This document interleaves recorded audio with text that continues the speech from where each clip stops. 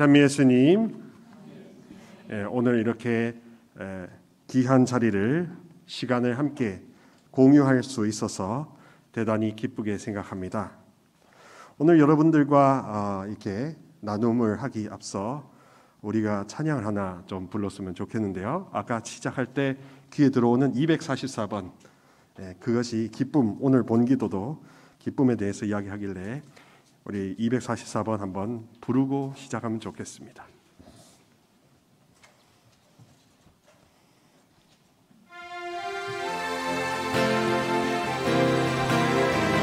손을 들고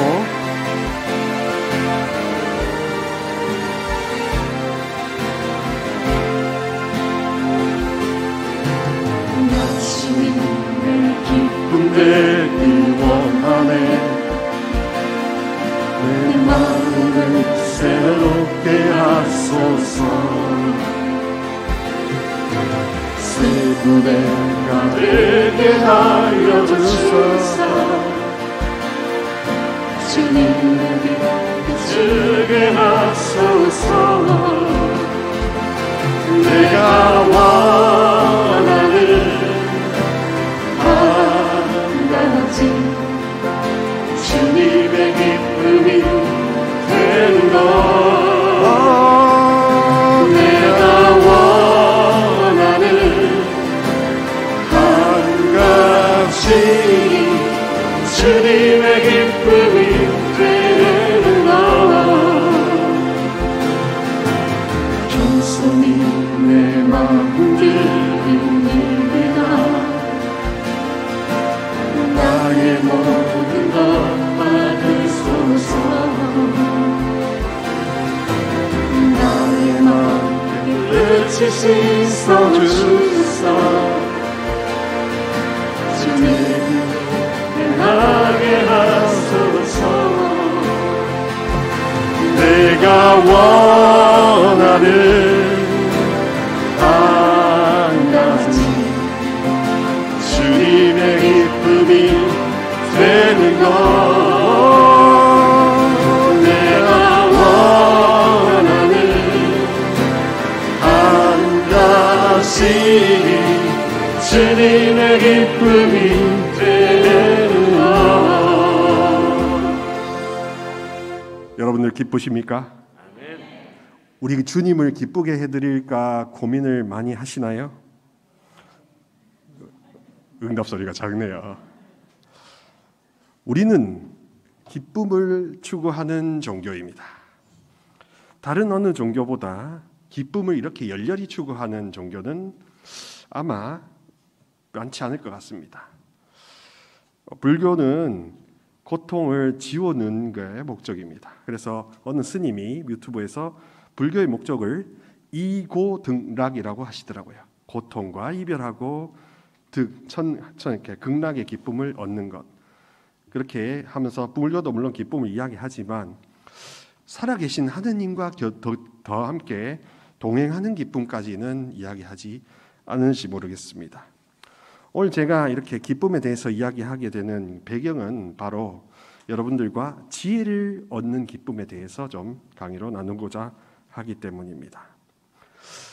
은사 중에 개인 견고의 치른 가운데서도 그렇고 공동체를 위한 은사에서도 그렇고 우리 그 슬기나 지혜는 공통 분모가 있습니다. 어떻게 보면 크로스 포인트라고 할 수 있겠죠, 그죠? 그리고 재밌는 건 어느 경우든지 이 지혜 은사가 생기면 제 경험상 선물 바구니를 얻는 거라고 생각이 됩니다. 과일 바구니에 바구니를 받는 셈이라고 하는 것이요. 바구니에 다 담길 수가 있지 않습니까? 우리 그릇에 뭐든지 다 담을 수 있지 않겠습니까? 광주리에 뭐든지 담을 수 있지 않겠습니까? 지혜라는 그릇이 내게 주어지면 거기에 다 담을 수가 있다는 겁니다. 지혜에 대해서 조금 더 성경적으로 좀 알아보고자 오늘은 기본적으로 구약 성경에 나오는 지혜에 대해서 좀 알아보도록 하겠습니다. 이렇게 장황 강의가 아니라요. 두 군데서 좀 알아보고자 합니다. 먼저 지혜의 표상은 솔로몬과 임금이죠. 솔로몬 임금께 야훼 성부 하느님께서 이렇게 말씀하셨습니다. 솔로몬이 왕이 될 무렵에 열왕기상 3장에 보면은 기브온이라는 곳에서 꿈을 꾸게 됩니다. 임금이 이제 제사가 임금이 사제의 역할도 하기 때문에 제사를 드리러 갔다가 솔로몬이 거기에서 이제 잠시 꿈을 꾸게 되었습니다. 야훼 하느님께서 솔로몬을 아주 가상하게 여기셨기 때문에 그래서 솔로몬에게 꿈에서 무엇을 원하느냐라고 말씀하셨습니다. 여러분, 솔로몬이 아니고 여느 다른 사람이라면 임금이겠다. 그리고 아주 이스라엘의 통일 왕국의 제국의 왕이겠다. 그러니까 오만 것을 부귀영화와 권력을 청할 법도 한데 솔로몬은 사실 실용주의자였나 봐요. 어떻게 청했냐 하면 그런 거 다 보다 듣는 마음을 주시어 3장 9절에 당신 백성을 통치하고 선과 악을 분별할 수 있게 해주십시오. 어느 누가 이렇게 당신 백성을 통치할 수 있겠습니까? 라고 해서 자기 역할에 맞는 아주 가장 필요한 능력인 지혜를 듣는 마음을 정했다 이겁니다. 그래서 하느님이 어떻게 하셨냐 하면 그냥 지혜뿐만 아니라 재산도 주셨고 온갖 부귀영화와 다른 것까지 더하여 주셨다는 겁니다. 그래서 솔로몬을 표현하고 지혜를 간구할 때 대표적인 근거의 성경 구절이 바로 열왕기상 3장 9절입니다. 그렇게 우리가 야훼 하느님, 성자 예수님, 성령님께 지혜를 구하는 것, 그것도 천상의 지혜를 구하는 것이 그토록 하느님 입장에서는 마땅하고 마땅한 것이라는 말을 해드리고자 하는 겁니다. 그리고 지혜를 구했더니 선물 세트로 다 따라온다는 것을 보는 겁니다. 그러니 우리는 기도할 때 축복만 청하는 것이 아니라 지혜를 청했더니 축복이 따라왔다라고 생각하는 게 오히려 맞겠죠. 많은 경우 기도나 영성생활에서 주님에 대하여 간구하고 주님의 축복을 간구합니다. 그런데 주님은 구하지 않습니다. 예수님은 구하지 않습니다. 성령님은 구하지 않습니다. 성모님과 동행하는 그 자체를 구하지는 않는 겁니다.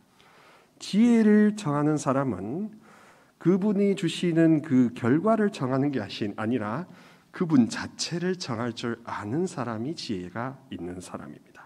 그리고 그 지혜를 청할 때 주님은 당신 자신도 주실 뿐만 아니라 당신이 주실 수 있는 은총 지갑도 통째로 여실 수 있는 게 하느님 아니시겠습니까? 그래서 지혜의 근본적인 속성인 이 모든 것을 다 하느님을 감동시키고 하느님 은총 지갑을 열 수 있는 가장 확실한 카드키라는 것을 꼭 알아두셨으면 좋겠습니다. 그 두 번째로 제가 집중하고 싶은 오늘의 본문은 무엇이냐 하면 지에서 9장 1절부터 18절까지의 말씀입니다. 이것은 대표적으로 기도문에 해당되는 성경 구절인데요. 지혜와 기도와 성령과 하느님을 어떻게 섬기는지에 대한 그런 방법론도 아울러 나타나고 있습니다. 9장 1절부터 18절까지를 이렇게 혹시 성경 있으시면 보면서 저와 함께 따라가시면 더욱더 이해가 쉬울 거라고 생각됩니다. 우선 지혜 문학에서 지혜서와 집회서, 잠언, 욥기를 포함한 모든 이 지혜 문학, 지혜 5경이라고 합니다.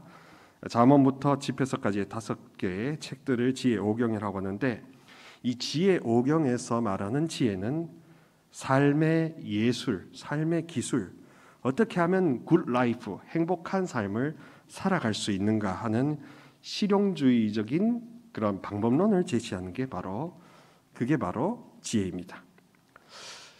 사람들은 이렇게 흔히 지혜와 지식을 동일시하는 경향도 있습니다. 공부를 많이 했다고 지혜가 있다고 그렇게 생각하는 경향이 있습니다. 학벌이 많다고 그렇게 생각하는 경향도 없지 않아 있습니다. 근데 실제로 삶의 문제에서 생로병사의 문제에서는 꼭 가방끈의 길이가 지혜의 길이와 비례하지 않는다는 것을 우리는 자주 목격합니다. 성 보나벤토라는 이렇게 말합니다. 세상은 성경이 제1의 책이라면 세상, 온 우주는 제2의 성경이다, 제2의 책이다 이라고 해서 세상에서 배우는 모든 인생 경험들과 온갖 것들이 다 지혜에 보고 살아있는 책입니다. 우리의 인생이 살아있는 텍스트북이라는 것이죠. 그래서 이 지혜라는 것은 뭐냐 하면 실전적인 그런 삶과 신앙을 이야기하는 겁니다. 실질적으로 어떻게 하면 여러분들이 행복하고 어떻게 하면 한 번뿐이 이 삶을 좋은 삶, 굿 라이프로 살 수 있을까? 하느님과 동행하는 그 굿 라이프를 어떻게 하면 살 수 있을까에 대한 그런 가이드, 그게 바로 지혜라고 하는 것이지요. 그리고 이 연장선상에서 이 지혜가 신약의 육화된 지혜, 말씀으로 이렇게 우리에게 함께 오신 지혜, 임마누엘 지혜로 보는 게 그게 구약과 신약을 이렇게 짝짓는 그런 하나의 논리이기도 합니다. 아무튼 우리가 많은 지식을 추구하는 것이 어쩌면 당연한 이 세상 속에서 세상의 논리 안에서 지혜는 적게 정하는 것이 아닐까 그런 생각이 들고요. 성령을 따르고 성령으로부터 개인 경고와 공동체 은사를 받는다는 것은 어쩌면 실전적인 이 삶 속에서 이 영적인 전투와 이 투쟁의 삶에서 어떻게 하면 주님과 함께 더불어 승리하며 영광을 돌릴 수 있는가 하는 문제와 직결된다고 볼 수 있습니다. 하여튼 서로는 이 정도로 이렇게 해놓고요. 수많은 지식이 증가하는 이 시대에도 우리는 아직도 특별한 질병의 어떤 원인을 발견하지 못하기도 합니다. 아무리 이렇게 유전공학이 발전돼도 아직도 알 수 없는 질병과 뭐 여러 가지 희귀병들이 많습니다. 그래서 사람들이 의술과 지식을 많이 늘리면 자동적으로 행복할 거라고 하는데 여전히 아이러니하게도 이것이 우리의 모든 것을 풀어주지 못합니다. 그래서 결론적으로 종교에 귀의할 수밖에 없는 그 여지는 종교가 지혜의 보고가 될 수 있기 때문에 그렇습니다. 특히 지혜의 영이신 성령께서 그 창고의 주인이 되실 수가 있기 때문에 그렇습니다. 인간의 비극, 고통의 이 모든 것들을 어떻게 하면 풀 수 있을까? 그 노하우의 차원에서 성령 하느님께서 우리에게 길이를 보여주시고 그리고 진리를 보여주시고 또 생명을 불어넣어 주시는 것이 되기 때문에 그렇습니다. 그리고 오늘 우리 이렇게 집중하고 있는 이 지혜서 9장 1절부터 18절을 이렇게 두 부분으로 나눠 보면 주로 첫 번째 부분은 우리의 정견에 대해서 이야기합니다. 그리고 두 번째 부분은 정행에 대해서 이야기합니다. 올바로 보는 정견 그리고 올바로 실행하는 정행에 대해서 이야기하고 있습니다. 개괄적으로 자세하게 설명하기보다는 개괄적으로 설명하는 말씀을 드리고자 합니다. 우선 이 지혜를 청하는 유익은 무엇이냐 하면 하느님의 뜻을 알 수 있다는 겁니다. 하느님의 뜻이라는 표현을 정말 수없이 많이 들었지만 하느님의 뜻이라는 그 표현 안에 속에 있는 알맹이와 그 힘은 무엇인지 아직 우리가 경험해 보지 못했습니다. 근데 이 지혜가 하느님의 뜻의 알맹이라고 할 수 있습니다. 지혜라는 것은 쉽게 말하면은 그 계획을 밝히 안다는 것입니다. 하느님이 우리 각자와 우리 공동체와 모든 사람들에게 세우신 그 계획, 섭리라고 하는 그 계획을 환하게 아는 게 지혜입니다. 개인 경고의 슬기 은사는 세상과 주님을 견줄 때 세상보다 주님을 더 앞세울 수 있는 그런 은사고 공동체 안에서의 지혜 말씀 은사들도 마찬가지로 이 하느님의 이 섭륜, 구원 경륜을 사람들이 공감할 수 있도록 이렇게 쉽게 설명해 주는 것이지요. 그래서 어떻게 하면 이게 우리가 기쁘게 본질로서 신앙생활을 할 수 있는지를 이야기해 주는 게 바로 지혜와 연관됩니다. 그리고 지혜는 우리 개인의 삶에서 가장 근본이 되는 기도를 잘하게 해 준다는 겁니다. 지혜와 기도는 이 손바닥의 앞뒤와 같습니다. 기도는 하는데 내가 기도다운 기도를 하지 않고 있는 것 아닌가 하는 생각도 들 때도 있고, 기도를 하는데 어떤 이 동작이나 이런 데에만 너무 치우쳐서 마음을 뺏겨버릴 수도 있지 않습니까? 기도가 지혜와 연관이 되어 있다는 것을 차차 말씀드리도록 하겠습니다. 우리 만약에 기도가 무슨 뜻이냐 하고 물어봤을 때 기도는 이런 뜻으로 설명할 수 있습니다. 라틴어로 프레카레라고 해서요. 그 뜻이 뭐냐 하면 아주 정직하고 이렇게 아주 열정적으로 질문하는 것이라고 볼 수 있습니다. 주님한테 모든 생사여탈권, 생로병사의 비밀을 아시는 분께 그 비밀을 알려달라고, 마치 설렁탕 집에 가서 설렁탕이 맛있으니까 어떻게 잡뼈와 어떻게 사고를 비율을 맞춰서 몇 시간 끓여내는지 비법을 알려달라고 하고 애원하는 그런 창업자의 심정과도 뭐 조금 비슷할 수가 있겠죠. 저는 주로 이제 좀 와닿으라고 식당 비유를 많이 드는 편입니다. 그렇게 짬뽕집에 가서 이 짬뽕이 맛있으니까 어떤 태양초 고춧가루를 쓰고 어떤 이렇게 해물을 볶는지 그런 거를 알려달라는 거와 뭐 조금 유사할 수 있습니다. 그만큼 삶에 있어서 비밀이 많습니다. 우리 삶에서. 그죠? 정말 알고 싶은데 모르는 게 정말 많습니다. 그리고 알려달라고 해도 알게 되는 것, 깨닫게 되는지 못하는 것들이 많습니다. 자, 그런 차원에서 그런 이 희비가 엇갈리는 이 상황 속에서 그것을 아시는 지혜의 근원이신 주님께 정말로 손을 모아 간구하고 간절히 구하는 것이, 질문하는 것이 그게 기도라고 합니다. 그래서 정말로 가식 없이, 그리고 정말로 열정적으로 가슴에 느껴지는 그 필요 때문에 기도하는 게 참된 기도의 본질이라고 할 수 있습니다.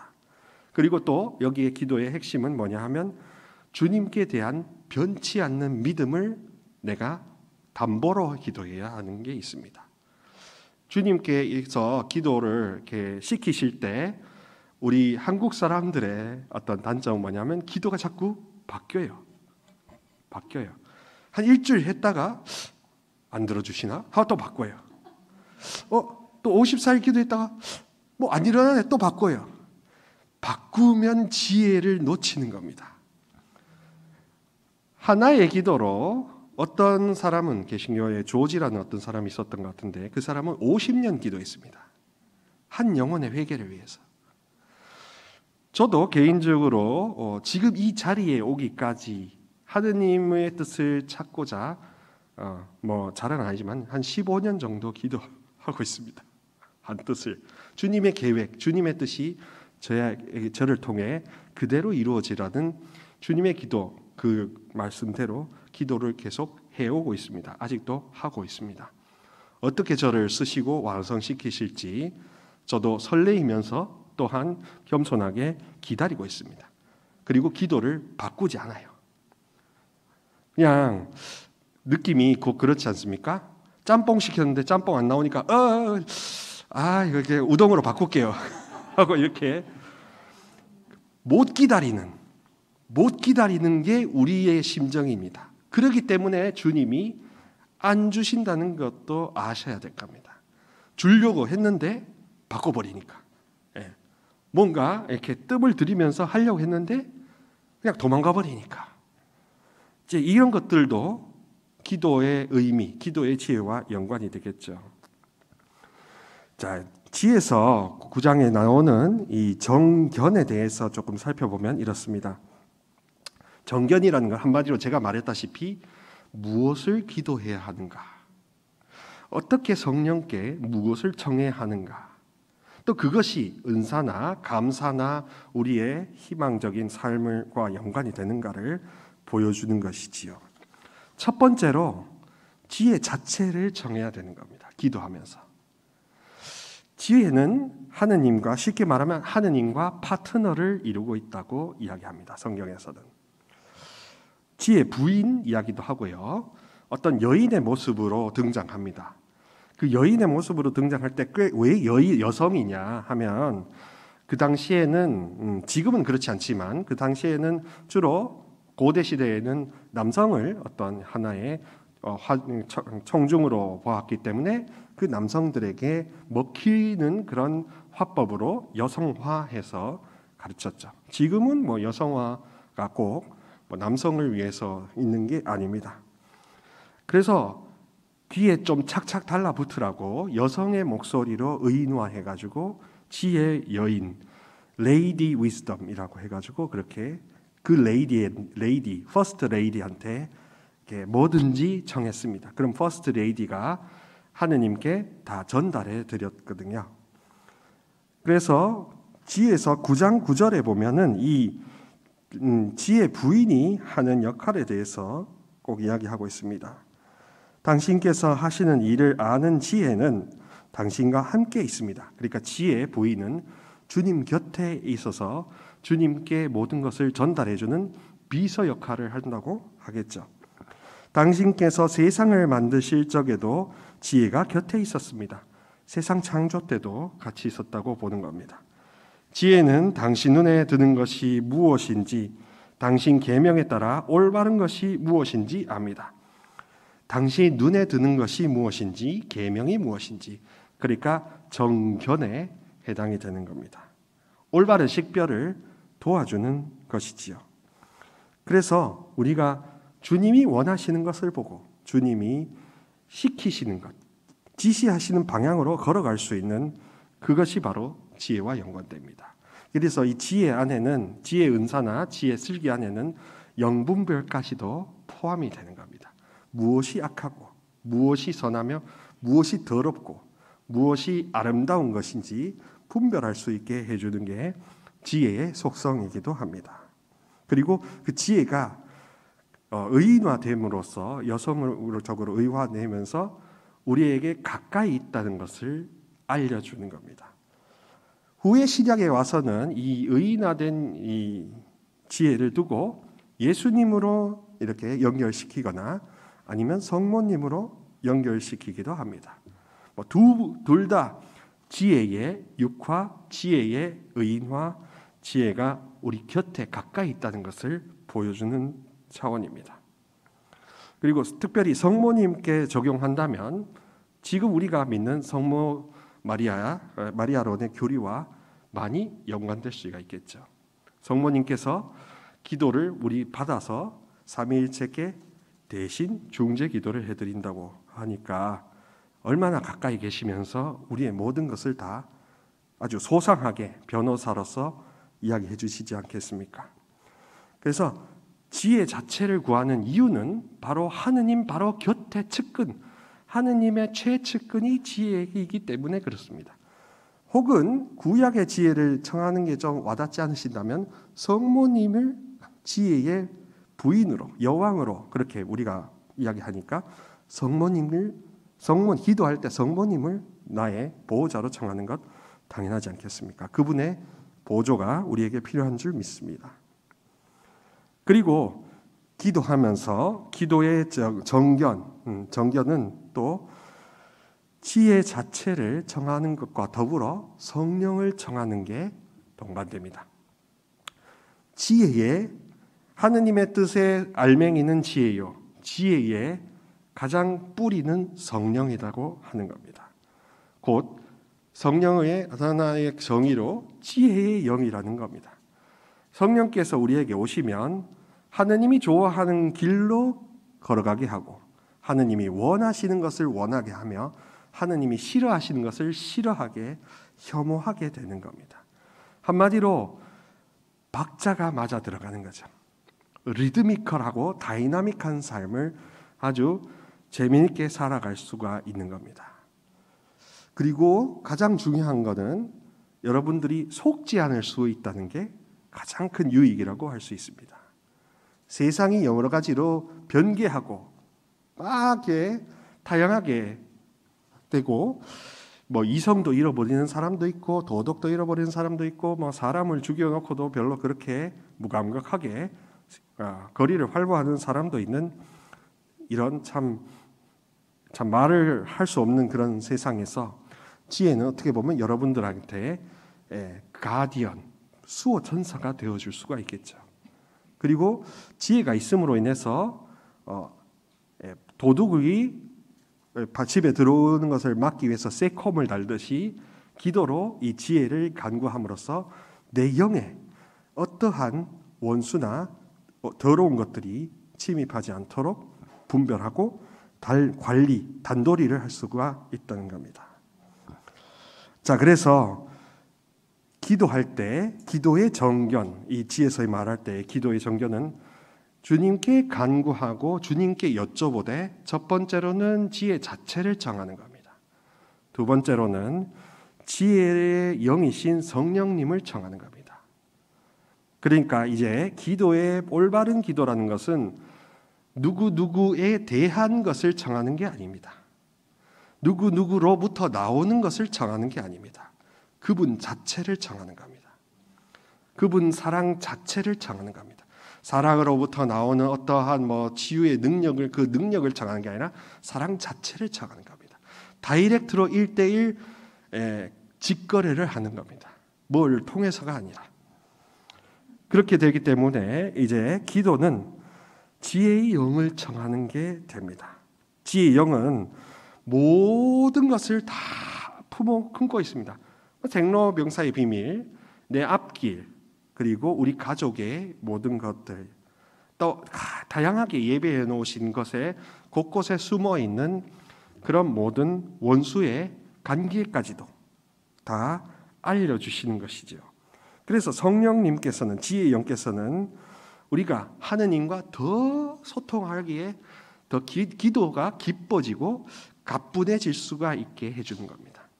여러분들 기도하시는데 가뿐하게 기도하세요 혹시? 아니면은 기분 나쁘면 참 기도가 안 되고 기분 좋으면 기도가 잘 되는 기분 따라 기도하시는 건지 한번 보시기 바랍니다.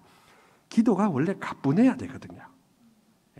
사뿐사뿐 흘려가듯이 가뿐하게 기도해야 할 겁니다. 가뿐하게 기도하려면 우리 심신에 걸리는 게 없어야 할 것이죠. 그리고 심신에 맺혀 있고 묶여 있고 가로막는 게 없어야 당연히 가뿐하게 기도하지 않겠습니까? 그리고 가뿐하고 아주 사뿐하게 주님께 여쭤보고 매달릴 수가 있지 않겠습니까? 또 기도를 할 때 내가 적금 붓듯이 성실한 것만 하느님이 인정해 주시는 게 아니라 그분 자체를 청하는 그 순수함을 그분이 인정해 주시기 때문에 허락해 주시는 겁니다. 성령의 지혜의 영을 청하면 우리의 인생관이 달라지는데요. 모든 것이 다 나의 신실함 때문에, 공로 때문에가 아니라 지혜의 영을 받으면 모든 것은 주님이 허락해 주시기 때문에 이루어진다고 믿게 되는 겁니다. 그래서 고통과 고난과 시련과 모든 것도 단련의 과정도 마지막에 정말 엄청난 축복으로 보상해 주시려는 전주곡으로 알아듣고 버티고 이겨나갈 수가 있게 되는 것이지요. 지혜를 청하고 지혜의 영을 받고 지혜의 은사를 가진 사람과 그렇지 않은 사람은 이 고통이나 일상이나 다른 사람을 대하는 태도, 이런 삶의 기술, 이런 게 정말로 천지 차이가 되는 겁니다. 그야말로 하느님과 파트너십을 이뤄가면서 한 걸음 한 걸음 가뿐하게, 사뿐하게 가려면 지혜가 반드시 동반되어야 되고, 지혜가 동반되려면 이마트 가는 거, 롯데마트 가는 거, 홈플러스가 아니라 기도를 해야 한다는 겁니다. 1+1으로 주시는 게 지혜예요. 내가 뭔가를 주님께 기도하면서 지혜를 달라고 했더니 솔로몬처럼 1+1으로 주시는 게 하느님의 어떤 심정입니다. 아버지의 같은 심정. 뭔가를 더 챙겨주고 싶어 하는 게 하느님 아버지의 심정입니다. 또 우리의 모두가 다윗처럼 위대해지고 모세처럼 주님의 친구가 되고 그리고 다니엘처럼 담대하게 그렇게 걸어갈 수 있는 사람이 다 되기를 바라시는 게 아버지의 심정입니다. 지혜를 구하시면 그게 납득이 된다는 거로 이해하시면 됩니다. 무엇을 아버지께서 원하시는지를 알면 우리의 삶이 심플해지겠죠. 우리가 왜 이렇게 복잡하게, 왜가 머리 아프게 고민하냐 하면 하느님의 계획을, 하느님의 뜻을 우리가 아직 모르기 때문에 그렇습니다. 지혜로서 하느님의 뜻을 알면 무엇이 좋으냐 하면 순종이 쉬워집니다. 자, 우리가 영적인 실체, 우리 하느님을 모신다고 하는데 어떤 사람은 운명론에 기울여서 하나님의 계획을 순종하는 것과 운명론과 뭐가 다른가라고 이렇게 반문하는 경우가 있습니다. 엄청난 차이가 있습니다. 그냥 무조건 따르라고 하는 그런 것은 자기의 비밀을 다 알려주지 않습니다. 그냥 갖고 노는 게 자기의 목적이니까. 그냥 억압하고 재미삼아 다스리는 게 그게 목적이니까. 그런데 하느님 아버지는 아드님을 통해서 당신이 갖고 계신 모든 비전과 계획을 다 공유하셨다 이겁니다. 그렇기 때문에 그분은 두 마음을 품거나 딴 계획을 품지도 않으시고 우리가 순종하면 그대로 이루어질 수 있도록 동반해 주시는 겁니다. 그래서 지혜는 어떻게 보면 가장 우리가 필수적으로 청해야 되는 은사라고 생각이 됩니다. 그냥 주시면 주는 거고 아니면 마는 거고 아니라 이 악하고 정말로 어디로 갈지 모르는 이 불확실한 이 세상 속에서 우리가 안전하고 완전하게 살아가기 위해서라도 지혜를 구해야 하는 겁니다. 그리고 그것은 기도로 구할 수 있다는 게 기도의 정견이 되겠죠. 올바로 보는 그 관점이 되겠습니다. 그래서 성령께서는 그렇게 지혜를 주시고자 우리에게 늘게 주시고자 준비하고 계시고 우리가 간구하고 그분이 우리에게 임하시고 우리 내적인 모든 사람들을 아버지께서 원하시는 대로 이렇게 변화시켜 주시고 쇄신시켜 주시기를 우리가 진짜 청하면 당장이라도 달려오실 수가 있는 분입니다. 그리고 게다가 성모님을 정말 이 레이디 위즈덤처럼 이렇게 하느님 곁에 계시는 분으로서 우리의 중재자, 보호자, 변호자로 우리가 이렇게 받아들이고 성모님을 나에게 달라고 그렇게 기도하신다면 성령님도 성모님을 이렇게 공경하고 드높이는 사람을 하느님과 함께 하려는 사람에게 즉시 찾아오신다고 몽브로의 성 루도비코 마리아 성인도 그렇게 이야기하셨습니다. 하느님의 뜻, 그것은 쉽게 말하면 무엇을 우리를 통해서 이루실 것인지, 우리 삶을 어떻게 인도하실 것인지, 한마디로 디자이너의 플랜을 설명하는 것입니다. 그리고 마침내는 우리의 영이 썩지 않을 그런 불멸의 천상왕국으로 인도될 수 있다는 것을 보여주시며 비전을 선포하시는 것이지요. 그래서 정말로 주님과 함께하며 우리가 미래에 대한 걱정 불안이 하나도 없고 이 지혜를 알므로써 내가 가야 할 길이 확정되어 있고 또 그 확정되어 있는 그 길에 세세한 그 도로 표지판 같은 그런 좌회전 우회전 같은 거를 지혜로서 다 우리에게 성령께서 주신다면 순종한다는 것은 그야말로 최고의 안전하고 완전한 삶이지 않겠습니까? 그러니까 순종한다는 게 짐스럽고 지시사항이라는 것은 우리가 지혜를 얻기 전이라고 본다면 지혜를 간구하고 지혜의 영이 오고 지혜의 슬기와 지혜가 이렇게 우리 안에 영혼의 주인이 되신다면 하느님께 순종하는 것이 더 가뿐해질 수가 있는 겁니다. 그리고 하느님께 순종하는 그 가뿐해지는 순종 때문에 우리가 진짜 원하는, 아니 우리가 곁들여 원했던 것들도 함께 보너스로 주시는 것이죠.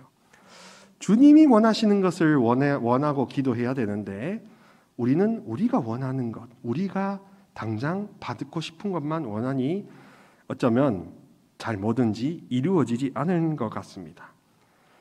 주님이 원하시는 걸 진짜 기도로 원해야 하는데 우리가 원하는 것만 원하고 있으니 하느님과 박자가 안 맞죠. 노래방 가서 이렇게 노래를 부르는데 자꾸 핀트가 안 맞는 겁니다. 그러면은 삑사리가 나겠죠. 삶의 삑사리가 그렇게 뭔가 하느님 뜻대로 이루어지지 않기 때문에 우리가 모든 것들이 다 뒤틀어질 수도 있는 겁니다. 주님은 타이밍의 귀재이시거든요. 그러니까 우리가 지혜를 통해서 이게 하느님의 때인지 이게 나의 때인지 또 내가 물러나야 될 때인지 아니면 나서야 될 때인지까지도 소위 낄낄빠빠가 잘 되리라고 믿습니다. 그것도 눈치라는 것도 지혜의 한 속성이라고 해도 과언일까 모르겠습니다. 하여튼 이 지혜라는 것, 눈치 뭐 이런 것들의 긍정적인 것, 크게 말하면 공감하는 거고 실전적으로 말하면 악에 맞서 싸우고 피할 건 피하고 돌파할 건 돌파하는 게 지혜인 겁니다. 기도의 이제 정행에 대해서 조금 설명하고 마무리하도록 하겠습니다. 어떻게 하면 이렇게 주님 뜻에 맞는 기도를 함으로써 우리가 지혜를 얻고 우리 삶이 주님의 계획 안에서 풍성한 열매도 얻고 축복도 얻고 또 안전하고 완전하게 하느님 나라로 인도될 수 있는가? 이게 굉장히 큰 행복론의 이슈입니다. 나뿐만 아니라 내가 알고 있는 모든 지인과 가족들도 그 지혜를 함께 간구함으로써 우리가 어떠한 곳에서도 언제 어디서도 하느님과 더불어 살 수가 있겠죠. 사실 하느님과 동행하는 삶 자체가 기도 생활이요 종교 생활입니다. 다른 방법론이 필요 없는 그런 본론적인 것입니다. 주님이 정말로 어떠신 분인지 주님 자체에 대해서 아는 겁니다. 하느님의 손가락에서 요술방망이처럼 나오는 그 은총만 청하는 것이 아니라 주님 자체를 청하는 겁니다. 토마스 아퀴나스 성인은 대학자였고 정말로 사람들이 우러러 볼 만큼 위대한 파리 대학의 교수였는데 마지막에 그때 십자가 앞에서 기도하고 있을 때 예수님이 그 동료 수사를 통해서 예언처럼 말씀하셨습니다. 토마스야, 네가 기록한 그 모든 것이 나에 대해 아주 정확하게 잘 썼다. 그러면 내가 이제 너에게 무엇을 선물하면 네가 기뻐하겠느냐 했더니 토마스 아퀴나스 성인이 뭐 학위요, 뭐 직책이요 이렇게 하는 게 아니라 십자가 당신을 원합니다 라고 그렇게 해서 주님 자체를 원했다고 합니다. 기도는 어떻게 보면 장황하게 뭔가 뭐에 대하여 청하고 뭐에 그 대하여라는 게 아니라 그분을 청하는 겁니다. 성령에 대해서, 성령의 열매에 대해서 청하는 게 아니라 성령을 청하는 겁니다. 성모님의 중재 기도에 힘입어 하지만 성모님을 청하는 겁니다. 성모님이 나에게 오시고 나와 동행하시는 삶, 그런 어떤 본연의 삶을 청함으로써 다 곁들여 받을 수 있다는 게 마태복음에 말하는 하느님 나라를 구할 때 곁들여 받는다는 지혜가 아니겠습니까? 마태복음도 이 지혜의 차원에서 복음서나 성경 전체를 지혜의 차원으로 접근하시면 이해가 훨씬 쉽습니다. 왜냐하면 성경은 하느님 마음을 알게 해주는 지혜의 책이기 때문에 그렇습니다. 그래서 진짜 우리에게 순수한 마음과 열렬한 믿음을 지혜를 통해서 간구할 수 있죠. 그래서 여기 지혜서에서는 이렇게 이야기합니다. 주님을 창조자로 보고 또 주님을 임금님으로, 위대한 임금님으로 보고 있습니다. 9장 1절에서 창조주를 이야기합니다. 당신께서는 만물을 당신의 말씀으로 만드시고 라고 하고 2절에서 인간을 당신의 지혜로 빚으시어 당신께서 창조하신 것을 통치하게 하시고 라고 이렇게 하고 있습니다. 그래서 우리는 주님을 창조주로 받아들이고 있는가? 그냥 교리적으로만 받아들이고 있는지 아니면 실생활에서 그렇게 받아들이고 있는지 굉장히 다릅니다. 창조주라고 받아들이면 어떤 비전이 열리냐 하면요, 죄도 죄로서 중요하고 내 탓이요라는 것도 중요하지만 회개라는 게 어떤 차원으로 열리냐면 원래 나를 이렇게 만드셨을까라는 반문으로 시작됩니다. 원래 나를 지금의 이 상태로 만들어주셨을까? 지금보다 더 이쁘고 아름답고 곱상하게 하시지 않았을까? 그런 생각, 훨씬 더 존귀하게 만드셨지 않을까 하는 지금보다 비교급의 차원, 최상급의 차원으로 생각하게 만드는 겁니다. 그래서 창조주로 여긴다는 건 본래의 나, 마이셀프로 돌아가는 차원이 되는 겁니다. 그게 바로 완전한 회개거든요. 죄는 사실 우리 안에 남아있는 그 어떤 증상과도 같다고 할 수도 있겠죠. 그리고 주님을 임금님으로 여기면 어떤 생각이 드냐 하면 믿음이 어떤 거냐 하면 주님이 주권자이심을 믿는 걸로 더 이상도 아니고 더 이하도 아니게 되는 겁니다. 믿는다고 하는데 굉장히 추상적입니다. 뭘 믿는 건데? 어떻게 믿는 건데? 왜 믿는 건데? 하는 그런 생각이 들 텐데 주님이 주권자이심을 믿는다고 하면 게임 끝나는 겁니다. 그분이 생사여탈권 모든 것을 다 인도하시는 분이란 것을 이해하고 받아들이고 하면 그러면 정말로 모든 게 다 풀리는 겁니다. 성령께서는 이렇게 주님이 주권자이심을 승복해 하시지요. 우리가 승복할 때 축복을 받는 겁니다. 완전히 승복할 때 완전한 축복을 받는 겁니다. 여러분 진짜 축복을 받고 싶으십니까? 그러면 주님이 주권자이심을 100% 승복하십시오. 100% 승복하실 때 100% 축복이 나타납니다. 90%만 승복하면 90%도 나타날지 안 나타날지 모르겠습니다. 100%, 99.9면 되겠지? 아니, 100%. 나를 제로로 만들려고 한번 용감하게 도전해 보시면 그러면 주님이 나의 주권자이심을 100% 승복할 때 주님은 그래, 이제 네가 마음 상태가 되었구나. 내가 축복을 줘도 너는 나를 배신하지 않겠구나 라고 하면서 변절하지 않겠구나 하면서 뭔가 은총 지갑을 뒤적뒤적 하실 수 있겠죠. 그러니 승복하지 않고 축복을 받는다는 것도 주님을 임금님, 주권자로 여긴다는 것도 창조주로 여기는 것도 다 기도를 올바로 할 수 있는 방법론에 해당이 됩니다. 종합하면 기도는 처음으로 기도는 어떤 거냐 하면 그렇습니다. 우리가 하느님의 뜻을 제대로 경험하고 그 뜻에 맞게 살아갈 수 있기 위한 올바른 관점을 확보하기 위해서 기도하는 것이었고요. 또 주님이 어떤 분이시며 우리 삶에 있어서 실제로 필요한 축복이나 어떤 견책을 주실 수 있는 분임을 이렇게 깨닫고 구원 역사의 주님이심을 고백하는 데 있습니다. 그래서 우리 모든 것들을 다 고백하고 하나 되게 해주시는 그런 하나님이시지요. 그래서 우리는 9장 5절 말씀처럼 기도해야 할 줄 믿습니다. 정녕 저는 당신의 종, 당신 여종의 아들, 연약하고 덧없는 인간으로서 재판과 법을 아주 조금밖에는 이해하지 못합니다. 라고 기도하는 게 올바른 기도의 방법이라고 이야기하겠습니다. 그리고 두 번째 다음에는 찬미와 감사가 항상 흘러 넘쳐야 되는 게 맞습니다. 성령과 더불어서 산다는 것은, 지혜와 더불어 산다는 것은 항상 찬미, 감사, 찬양이 동반되는 삶입니다. 진홍장 마테오 회장님께서 하셨듯이 이 말에, 혀에 어떤 언어가 실리느냐는 정말로 우리를 어떤 믿음의 사람인지 드러나게 해주지 않습니까?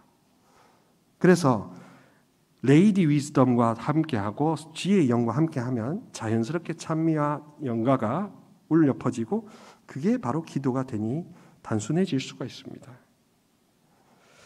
주님이 정말로 함께 도와주신다는 게 그 다음엔 또 믿겨집니다. 정말로 우리 곁에 동행하신다는 게, 임마누엘이시라는 게 지혜를 얻고 지혜를 간구하고 지혜의 은사를 우리가 획득하고 이렇게 하면, 아니 획득한다기보다 지혜를 허락받으면, 주님이 허락해 주셔야 주시는 거니까 지혜가 허락되면 그러면 하느님이 임마누엘이심은 우리가 깨닫게 되는 겁니다. 정말로 모든 순간에서 하느님과 함께하는 삶이라는 게 불가능하게 보였던 것이 더 이상 불가능하지 않게 되는 겁니다. 주님의 도우심이 필요하고 주님이 그렇게 도와주시는 분이라는 것에 대해서 더 이상 의심하지 않습니다. 하느님을 정말로 변치 않게 사모하는 마음이 지혜와 함께 생겨납니다. 그리고 이런 약함의 지혜가 생기기 시작합니다. 가장 수동적일 때, 가장 능동적일 수 있다는 것, 가장 물러섰을 때 가장 최전방에 있을 수 있다는 이 역설적인 지혜가 성령과 함께, 이 지혜의 부인과 함께 생겨나는 겁니다.